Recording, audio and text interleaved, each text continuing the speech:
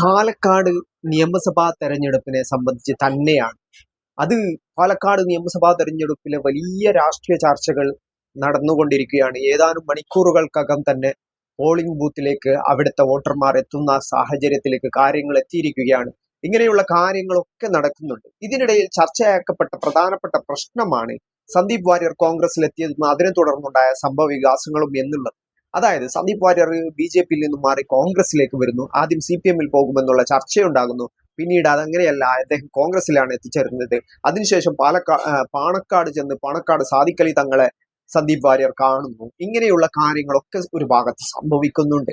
എന്നാൽ ഇതിനിടയിൽ ഇന്നത്തെ ദിവസം ഉണ്ടായ മറ്റൊരു കാര്യമാണ് സുപ്രഭാതവും സിറാജ് രണ്ട് പത്രങ്ങളെ ഉപയോഗിച്ചുകൊണ്ടുള്ള ഒരു CPM അതിലൂടെ ചില പരസ്യങ്ങൾ കൊടുക്കുന്നു. ആ പരസ്യങ്ങൾ എന്നുള്ളത് സരിനെ കൃത്യമായിട്ട് രണ്ട് മുസ്ലിം മാനേജ്മെന്റിന്റെ കീഴിൽ പ്രവർത്തിക്കുന്ന രണ്ട് പത്രങ്ങളിൽ CPM കൃത്യമായിട്ട് ജനങ്ങളിലെ പാലക്കാട് എഡിഷനിലെ ജനങ്ങളെ അറിയിക്കാൻ വേണ്ടി ചില കാര്യങ്ങൾ കൊടുക്കുന്നുണ്ട്. അത് കൃത്യമായിട്ട് സന്ദീപ് വാര്യറെ പറ്റിയുള്ള കാര്യങ്ങളായിരുന്നു. സരിനെ വിജയിപ്പിക്കുന്നതോടൊപ്പം തന്നെ സരിനുള്ള സാധ്യതകൾ പറയുന്നതോടൊപ്പം പത്രവാർത്തകൾ എന്ന് കരുതും പോലെയുള്ള കൃത്യമായിട്ടുള്ള പിക്ചറുകൾ അടക്കം വെച്ചിട്ടുള്ള CPM പറഞ്ഞിട്ടുള്ള സന്ദീപ് വാര്യർ പറഞ്ഞിട്ടുള്ള കാര്യങ്ങളെ പറ്റിയുള്ള കാര്യങ്ങളാണ് ആ വാർത്തകളിൽ നിറഞ്ഞു നിൽക്കുന്നത്. അതായത് കൃത്യമായിട്ട് കാന്തപുരം AP അബൂബക്കർ മുസ്ലിയാരുടെ നേതൃത്വത്തിൽ പ്രവർത്തിക്കുന്ന ഈ AP വിഭാഗം സമസ്തയുടെയും മുസ്ലിം ലീഗിനോട് ചേർന്ന് നിൽക്കുന്ന ജിഫ്രി തങ്ങളുടെ നേതൃത്വത്തിലുള്ള ഈക്ക വിഭാഗം സമസ്തയുടെയും പത്രങ്ങളിൽ കൃത്യമായിട്ട് ഈ പരസ്യങ്ങൾ കൊടുക്കുന്നു. കഴിഞ്ഞ ലോക്സഭാ തെരഞ്ഞെടുപ്പിന് മുമ്പ് ഇത്തരം പരസ്യങ്ങൾ CPM പൊന്നാനി മണ്ഡലത്തിൽ കൊടുത്തിട്ടുണ്ട്. അങ്ങനെ ന്യൂനപക്ഷങ്ങൾക്കിടയിലുള്ള ഒരു അഭിപ്രായ ഏകീകരണത്തിന് പകരം അവിടെ CPM ആണ് ഇവിടത്തെ കാര്യങ്ങൾ RSSനെതിരെയുള്ള പ്രവർത്തനങ്ങൾ നടത്തുന്നത് എന്ന് ഇന്ത്യ രാജ്യത്ത് നടത്തുന്നത് എന്നുള്ള സന്ദേശം നൽകലാണ് ഈ പരസ്യങ്ങളിലൂടെ CPM ഉദ്ദേശിക്കുന്നത്. ഇങ്ങനെയൊക്കെയുള്ള സാഹചര്യങ്ങൾ അവിടത്തെ സംബന്ധിച്ചിടത്തോളം ഉണ്ടായിട്ടുണ്ട്. എന്നാൽ ഈ പരസ്യങ്ങളെ തുടർന്ന് വലിയ വിവാദങ്ങൾ ഉണ്ടാവുന്നുണ്ട്. സമസ്ത അവരുടെ ഈ പത്ര മാനേജ്മെന്റിനെ വിളിപ്പിച്ചു എന്ന് പറയുന്നുണ്ട്. ഇങ്ങനെയുള്ള കാര്യങ്ങളൊക്കെ ഒരു ഭാഗത്ത് നടക്കുന്നുണ്ട്. ഇതിന്റെ വിവാദങ്ങൾ വരും ദിവസങ്ങളിൽ തുടർന്നേക്കാം. ഇത് ഒരു ദിവസം കൊണ്ട് അവസാനിക്കില്ല എന്ന് ഞാൻ കഴിഞ്ഞ വീഡിയോയിൽ കൃത്യമായിട്ട് പറഞ്ഞിരുന്നു. ഇതിന്റെ അനുകരണങ്ങൾ തുടർന്നും ഉണ്ടാകാം. എന്നാൽ ഇതിനിടയിൽ മറ്റൊരു വിഷയം പ്രധാനമായിട്ടും മനസ്സിലാക്കേണ്ട കാര്യം എന്നുള്ളത് SDPIയുടെ രാഷ്ട്രീയ പിന്തുണയാണ്. SDPI UDF-നെ പരസ്യമായി പിന്തുണക്കുന്നു എന്നുള്ള വലിയ ആക്ഷേപം CPM ഉയർത്തിവിടുന്നു. ഇവരെല്ലാം കൂട്ടിച്ചേർന്നുകൊണ്ടാണ് മത്സരം നടത്തുന്നത് എന്ന് CPM-ഉം BJP-യും രണ്ടും ഒരേപോലെ പറയുന്നു എന്നുള്ളതാണ് ഇതിന്റെ ഒരു പ്രത്യേകത എന്നുള്ളത്. അഥവാ K. സുരേന്ദ്രൻ പറഞ്ഞിട്ടുള്ള കാര്യങ്ങൾ തന്നെയാണ് റഹീമും പറയുന്നത്. രണ്ട് ഭാഗത്തു നിന്നും ഒരേ തരത്തിലുള്ള പ്രതികരണങ്ങളാണ് SDPIയുടെ രാഷ്ട്രീയ പിന്തുണയുമായി ബന്ധപ്പെട്ട് ഉണ്ടായിരിക്കുന്നത്. എന്നാൽ ഈ ഒരു റിപ്പോർട്ടർ ചാനലിൽ നടന്ന ഒരു ചർച്ചയിൽ, ഒരു പൊതു ചർച്ചയിലെ ചില കാര്യങ്ങൾ നമുക്ക് കണ്ടു നോക്കാം. അതിൽ ചില കാര്യങ്ങൾ പറയുന്നുണ്ട്, അത് നമുക്ക് കണ്ടു നോക്കാം. ഇവിടെ ഇപ്പോ പറഞ്ഞല്ലോ BJP തോൽക്കാൻ വേണ്ടി ആരുമായും കൂട്ടുപിടിക്കുമെന്ന്. അതിൽ SDPIയും ഗ്രീൻ ആർമിയും ഒക്കെ ഇതിനകം തന്നെ ഇറങ്ങി വോട്ട് പിടിച്ചു കഴിഞ്ഞിരിക്കുകയാണ്, അല്ലെങ്കിൽ അവരെ ഇറക്കിയിരിക്കുകയാണ്. അതിന്റെ ലഘുലേഖകൾ അടക്കം ഇപ്പോൾ CPIM ആ ലഘുലേഖകളുടെ പ്രിന്റ് ഔട്ട് അടക്കം ഈ പള്ളികളിൽ വിതരണം ചെയ്യുന്നു. പള്ളികളെ വർഗീയ പ്രചാരണത്തിന്റെ വേദിയാക്കുന്നതിനോട് മുസ്ലിം ലീഗ് യോജിക്കുന്നുണ്ടോ? CPI അങ്ങനെ ചെയ്യുമ്പോൾ ആ ചോദ്യം തന്നെ അസ്ഥാനത്താണ്. വിതരണം ഈ പള്ളികളെ രാഷ്ട്രീയ കേന്ദ്രങ്ങളാക്കുന്നതിനോട് പോലും ഞങ്ങൾക്ക് യോജിപ്പില്ല. പിന്നെ പള്ളികൾ എന്ന് പറയുന്നത് ഒരു സമുദായത്തിന്റെ എല്ലാവരും ചേർന്നിരിക്കുന്ന ഒരു കേന്ദ്രങ്ങളിൽ ആ സമുദായത്തിന്റെ നിലപാട് അവിടെ പറയും. അത് പള്ളികളിൽ പറയും, ചർച്ചുകളിൽ പറയും. സ്വാഭാവികമായി പാലക്കാട് പോലത്തെ ഒരു മണ്ഡലത്തിൽ ഒരു വർഗീയ സംഘത്തിന് ഇടം കിട്ടാതിരിക്കാനുള്ള പ്രതിരോധങ്ങൾ അവിടെ ഉണ്ടാകും. അത് നോട്ടീസ് വിതരണം ചെയ്യുന്നവർ ആരാണെന്നോ അവിടെ നോട്ടീസ് ഏതാണെന്നോ പള്ളിക്കകത്തല്ല, അത് തെരുവിൽ വെച്ച് റോട്ടിൽ വെച്ചാണ് കൊടുക്കുന്നത്. ഞാൻ കഴിഞ്ഞ ദിവസം വെള്ളിയാഴ്ച ഈ നിയോജക മണ്ഡലത്തിലെ പള്ളിയിൽ പോയ ആളാണ്. നിങ്ങൾ പറഞ്ഞ നോട്ടീസ് ഞാൻ പറയാം, നിങ്ങൾ പറഞ്ഞ നോട്ടീസ് ഞാൻ വായിച്ചിട്ടുണ്ട്. ആ നോട്ടീസ് ഞാൻ പറയാം, UDF എന്നോ LDF എന്നോ ഏതെങ്കിലും ഒരു പേരുണ്ടെങ്കിൽ നോട്ടീസ് കണ്ടിട്ടില്ല. BJP-യെ പരാജയപ്പെടുത്താം. ഞാൻ വായിച്ച നോട്ടീസിനകത്ത് ഞാൻ പറയാം സുജയ, ഞങ്ങൾ വായിച്ച നോട്ടീസിനകത്ത് ഞങ്ങൾക്ക് കിട്ടിയ ഞങ്ങൾ പള്ളിയിൽ നിന്ന് ഇറങ്ങുമ്പോൾ പുറത്ത് കണ്ട നോട്ടീസിനകത്ത് അങ്ങനെ BJP കിടന്ന് ഇനി അങ്ങനെ ഉണ്ടെങ്കിൽ തന്നെ, ഇനി നിങ്ങൾ കയ്യിൽ അങ്ങനെ നോട്ടീസ് ഉണ്ടെങ്കിൽ തന്നെ ഞങ്ങളുടെ നിലപാട് ഉണ്ട്. ഞാൻ പറയാം, പാലക്കാട് ഉപതെരഞ്ഞെടുപ്പ് SDPI Social Democratic Party of India വെറുപ്പിന്റെയും വിദ്വേഷത്തിന്റെയും രാഷ്ട്രീയത്തിനെതിരെ സമ്മതിദാനാവകാശം BJP CPIM ഡീലിനെ പരാജയപ്പെടുത്തുക. മൂന്നാമത്തെ സ്ഥാനാർത്ഥി ആരാ? ആണോ? അല്ല ആ പറഞ്ഞത് കാര്യം ആ ചോദ്യം ചോദിക്കേണ്ട എസ് ടി പിയുടെ പ്രതിനിധിയോടാണ്, ലീഗിന്റെ പ്രതിനിധിയോടാണ്.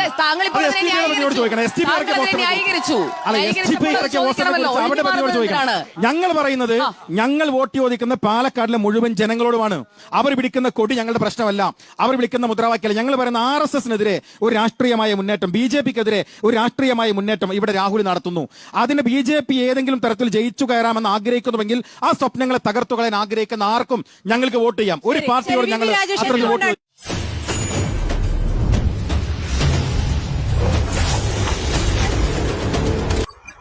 ഇതാണ് സുജയ്യ പാർവതിയുടെ രാഷ്ട്രീയം നമുക്കറിയാവുന്നതാണ്. അവർ ഏത് രാഷ്ട്രീയത്തെയാണ് പ്രതിനിധീകരിക്കുന്നത്? അത് അവരൊരു മാധ്യമ പ്രവർത്തക എന്നുള്ള രീതിയിലാണ് ഉള്ളതെങ്കിൽ പോലും അവരുടെ രാഷ്ട്രീയം അവർ തുറന്നു പറഞ്ഞിട്ടുള്ളതാണ്. അത് എല്ലാവർക്കും കേരളീയ സമൂഹത്തിൽ അറിയുന്ന കാര്യമാണ്. ഒരു സംഘ് പരിവാറിന്റെ സഹയാത്രികയാണ് സുജയ്യ പാർവതി എന്നുള്ള മാധ്യമ പ്രവർത്തക. ഏതായാലും അത് അവിടെ നിൽക്കട്ടെ. പക്ഷെ ഇവിടെ പറഞ്ഞിട്ടുള്ള കാര്യങ്ങൾ എന്താണെന്ന് വെച്ചാൽ, സുജയ്യ പാർവതി ഇതിലെ കൊണ്ടുപോയി കെട്ടുന്നുള്ളത് പള്ളികളിൽ BJPയെ തോൽപ്പിക്കാൻ, കോൺഗ്രസിന് വോട്ട് ചെയ്യാൻ SDPI പ്രവർത്തകർ അത്തരം നോട്ടീസ് നൽകുന്നു, പള്ളികളിൽ ആഹ്വാനം നൽകുന്നു. ഇങ്ങനെ പള്ളികൾ എന്നിങ്ങനെ പറഞ്ഞുകൊണ്ടേയിരിക്കുകയാണ്. സത്യത്തിൽ ഈ വെള്ളിയാഴ്ച ദിവസം ജുമാ നമസ്കാരത്തിന് മുസ്ലിം വിശ്വാസികൾ പള്ളികളിൽ ഒത്തുകൂടാറുണ്ട്. പക്ഷെ അവർ ഒത്തുകൂടുന്നത് എങ്ങനെയാണെന്നും അവിടെ എന്താണ് സംസാരിക്കുന്നതെന്നും അവിടെ ഈ പ്രഭാഷണങ്ങളിൽ എന്താണ് പറയുന്നതെന്നും എന്നുള്ള കൃത്യമായിട്ടുള്ള ധാരണകൾ ഇവരെ സംബന്ധിച്ചിടത്തോളം ഇല്ല. കാരണം ഇവരൊക്കെ അതൊക്കെ വളരെ അസഹിഷ്ണുതയോട് കൂടി കാണുന്ന ആളുകളാണ്. എന്തോ കുഴപ്പമാണെന്ന രീതിയിലുള്ള ചിന്തിക്കുന്ന ആളുകളാണ്. അങ്ങനെ അവിടെ കൃത്യമായിട്ട് ഒരു രാഷ്ട്രീയ പ്രവർത്തനം പോലെ നോട്ടീസ് വിതരണം കൊടുക്കുന്നു, BJPയെ തോൽപ്പിക്കാൻ പറയുന്നു, UDFനെ പിന്തുണക്കാൻ പറയുന്നു, ഇങ്ങനെയുള്ള കാര്യങ്ങൾക്ക് SDPI നേതൃത്വം നൽകുന്നു എന്നൊക്കെയാണ് ഈ പറഞ്ഞു വരുന്നത്. അഥവാ പള്ളികൾ കേന്ദ്രീകരിച്ച് SDPI രാഷ്ട്രീയ പ്രവർത്തനം നടത്തി കോൺഗ്രസിനെ ജയിപ്പിക്കുന്നു എന്നാണ് പറഞ്ഞു വരുന്നത്. എന്നാൽ കേരളീയ പൊതുസമൂഹത്തിനിടയിൽ മസ്ജിദുമായി അല്ലെങ്കിൽ പള്ളികളുമായിട്ട് ഇത്തരം കാര്യങ്ങളിൽ ബന്ധപ്പെടുന്ന ആർക്കും, പള്ളിയിൽ പോകുന്ന ഏതൊരാൾക്കും, സാമാന്യ ബോധമുള്ള ആർക്കും മനസ്സിലാകുന്ന കാര്യമാണ്. പള്ളിക്കകത്ത് ആരും നോട്ടീസൊന്നും, രാഷ്ട്രീയ പാർട്ടികൾ നോട്ടീസ് കൊടുക്കുന്ന പരിപാടിയൊന്നുമില്ല. പള്ളിക്കകത്ത് നടത്തുന്നത് പള്ളിയിലെ വെള്ളിയാഴ്ചകളിൽ ഒത്തുകൂടിയ വിശ്വാസികളെ അവിടുത്തെ പള്ളി ഇമാം അഭിസംബോധന ചെയ്യുകയാണ് പതിവാക്കാറുള്ളത്. അത് അദ്ദേഹം നടത്തുന്ന പ്രഭാഷണം അത്തരത്തിലാണ്. ഇനി ഇതിന് മറുപടി പറയുന്നത്, സുജയ്യ പാർവതിയുടെ ചോദ്യങ്ങൾക്ക് മറുപടി പറയുന്നത് മുസ്ലിം ലീഗ് നേതാവ് PK നവാസാണ്. PK നവാസ് കൃത്യമായിട്ട് അതിൽ പറയുന്നുണ്ട്, അങ്ങനെ ഒരു നോട്ടീസ് SDPI കൊടുത്താൽ SDPIയോട് ചോദിക്കണം. പക്ഷെ ആ നോട്ടീസിൽ എന്താണുള്ളത്, എവിടെയാണ് UDFനെ വിജയിപ്പിക്കണം എന്ന് പറയുന്നുള്ളത് എന്നുള്ള ചോദ്യങ്ങൾ അവിടെ ഉയർത്തുന്നുണ്ട്. എന്നാൽ ആ ഒരു നോട്ടീസിനെ പറ്റി പറയുമ്പോൾ ആ കാര്യങ്ങളും നമ്മളൊന്ന് പറഞ്ഞു വെക്കേണ്ടതുണ്ട്. അത് കഴിഞ്ഞ ദിവസം SDPI ഇറക്കിയ നോട്ടീസുമായി ബന്ധപ്പെട്ട വിഷയങ്ങളാണ് ഇത് പറയുന്നുള്ളത്. ആ നോട്ടീസിന്റെ പറ്റിയുള്ള കാര്യങ്ങൾ നമ്മൾ നേരത്തെ പറഞ്ഞിരുന്നു. അതിൽ UDFനെ ജയിപ്പിക്കണമെന്നല്ല പറയുന്നുള്ളത്, അവിടെ ആർക്കാണ് സാധ്യത എന്നാണ് കൃത്യമായിട്ട് ആ നോട്ടീസിൽ പറയുന്നുള്ളത്.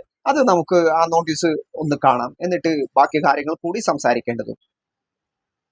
SDPI പള്ളികളിൽ വിതരണം ചെയ്തു എന്ന് പറയുന്ന നോട്ടീസ്, പള്ളികളിലല്ല, പള്ളി കോമ്പൗണ്ടിന് പുറത്താണ് ഈ നോട്ടീസ് വിതരണം ചെയ്തിരിക്കുന്നത്.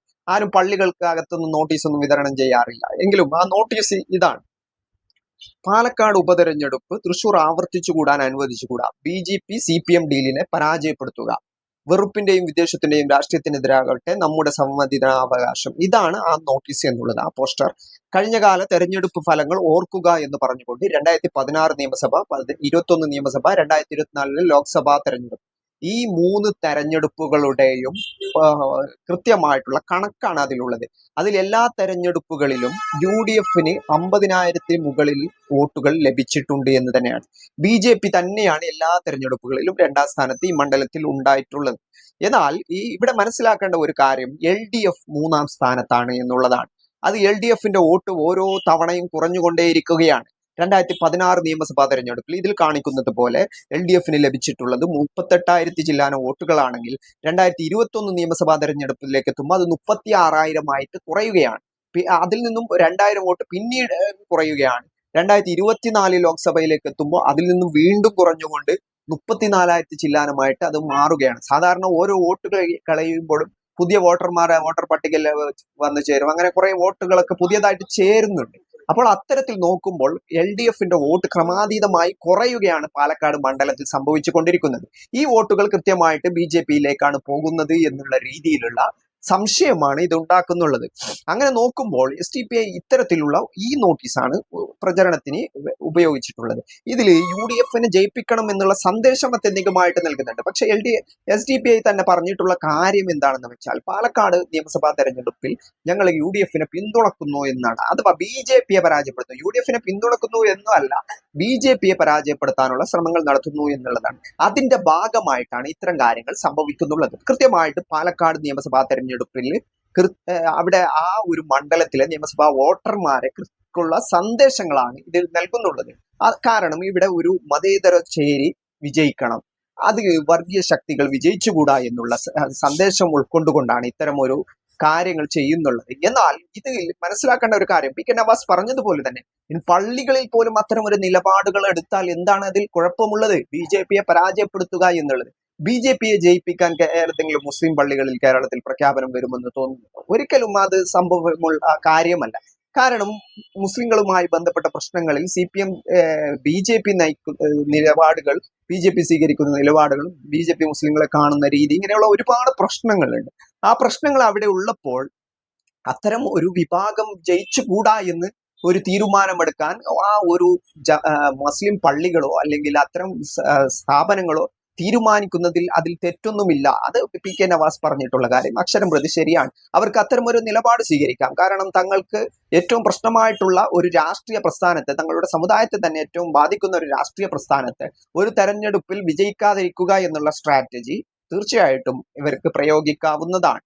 എന്നാൽ SDPI ഇതിനെപ്പറ്റി എന്താണ് പറയുന്നുള്ളത് എന്ന് നമുക്കൊന്ന് കണ്ടു നോക്കാം. SDPI എന്താണ് ഈ വിഷയത്തെ പറ്റി പറയുന്നുള്ളത് എന്നുള്ളത് നമുക്കൊന്ന് കണ്ടു നോക്കാം. SDPIയുടെ സംസ്ഥാന സെക്രട്ടറിയായ അജ്മൽ ഇസ്മായിലാണ് വാർത്താ സമ്മേളനത്തിൽ ചില കാര്യങ്ങൾ പറഞ്ഞിട്ടുള്ളത്. അതെന്താണെന്ന് നമുക്ക് കണ്ടു നോക്കാം. അതില് നിങ്ങൾ മനസ്സിലാക്കേണ്ടത്, ഇപ്പോൾ പാലക്കാട് SDPIയുടെ കൃത്യമായ നിലപാടാണ്. അത് UDF-മായിട്ടോ അല്ലെങ്കിൽ വേറെ ഏതെങ്കിലും പ്രസ്ഥാനങ്ങളുമായിട്ടോ ചർച്ച ചെയ്തിട്ട് എടുത്തിട്ടുള്ള ഒരു നിലപാടല്ല. അവിടെ കേരളീയ സമൂഹം എക്കാലവും BJP-യെ അല്ലെങ്കിൽ സംഘപരിവാറിന്റെ വർഗീയ വിഭജന രാഷ്ട്രീയത്തെ പുറത്തു നിർത്തിയിട്ടുള്ള സമൂഹമാണ്. കാരണം നമുക്കറിയാലോ, നേമത്ത് BJP-ക്ക് ഉണ്ടായിരുന്ന സീറ്റ് കൂടി കഴിഞ്ഞ നിയമസഭാ തെരഞ്ഞെടുപ്പിൽ കേരളത്തിന്റെ ജനസമൂഹം ഒരുമിച്ച് നിന്നുകൊണ്ട് അതിനെ തോൽപ്പിച്ചിട്ടുള്ളതാണ്. അത്തരമൊരു സാഹചര്യത്തിലാണ് ഈ കഴിഞ്ഞ പ്രാവശ്യത്തെ ഡീലും അതുപോലെ തന്നെ പൂരവും കലക്കലും ഒക്കെ ആയിട്ട് തൃശ്ശൂരിലൊക്കെ കലകി മറിഞ്ഞിട്ട് അവര് ഒരു അവിശുദ്ധ ഇതിലൂടെ ഇവിടെ വരുന്നത്. അപ്പം ഇവിടെ SDPI അതിൻ്റെ ഒരു രാഷ്ട്രീയ നിലപാടാണ് കൃത്യമായിട്ട് എടുത്തിരിക്കുന്നത്. കാരണം അത് UDF-മായിട്ട് ചർച്ച ചെയ്തിട്ടൊന്നുമല്ല. അങ്ങനെ ഉള്ള അവിശുദ്ധ ബന്ധത്തിലൂടെ, ഡീലിലൂടെ പാലക്കാട് തൃശ്ശൂർ ആവർത്തിക്കാൻ അനുവദിക്കില്ല എന്നതിൻ്റെ പശ്ചാത്തലത്തിൽ ഞങ്ങൾ എടുത്തിട്ടുള്ള രാഷ്ട്രീയ നിലപാടാണ്. അതിൽ UDF-മായിട്ടുള്ള ചർച്ചയുടെ അല്ലെങ്കിൽ അതുകൊണ്ട് തന്നെ ഞങ്ങളുടെ നിലപാടിൽ ഉറച്ച് ഞങ്ങൾ മുമ്പോട്ട് പോകും. അതിലിനിപ്പോൾ അതെ തീർച്ചയായും BJP-യുടെ ആ ഒരു പൊളിക്കാൻ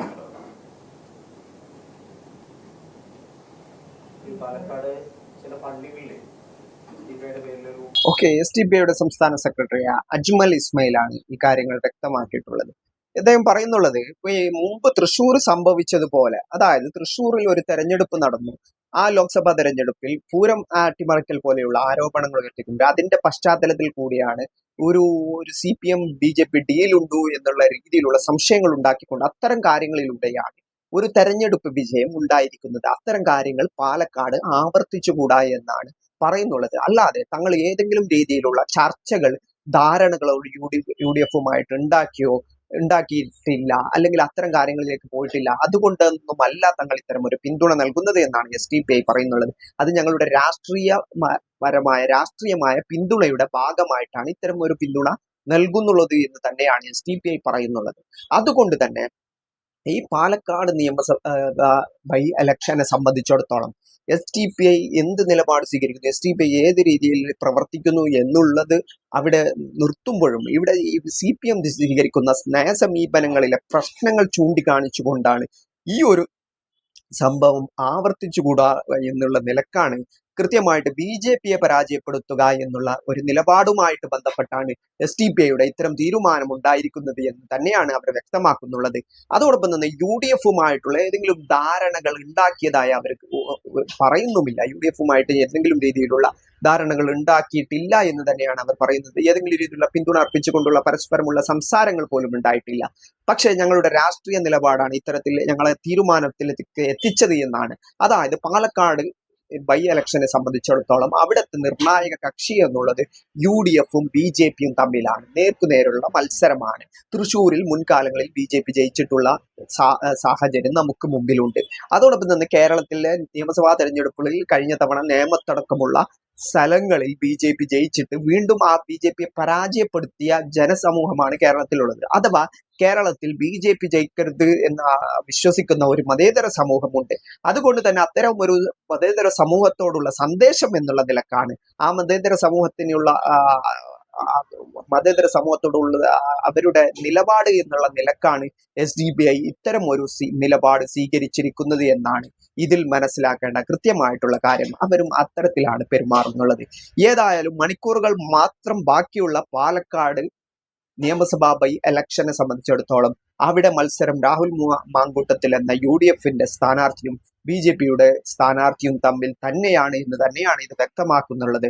ആത്യന്തികമായിട്ട് ഈ ഒരു മത്സരം എന്നുള്ളത് മതേതര പക്ഷവും അതോടൊപ്പം തന്നെ BJPയും തമ്മിൽ ആണ് എന്നുള്ളതാണ്. മതേതര പക്ഷത്ത് ഈ നേരത്തെ ലോക്സഭാ തെരഞ്ഞെടുപ്പുകളിലടക്കം ഉണ്ടായിട്ടുള്ള ഇന്ത്യ മുന്നണി സഖ്യം എന്നുള്ളത് UDFും LDFും അഥവാ CPMും കോൺഗ്രസും ഒക്കെ തമ്മിൽ ഉണ്ടാക്കിയ കാര്യമാണ്.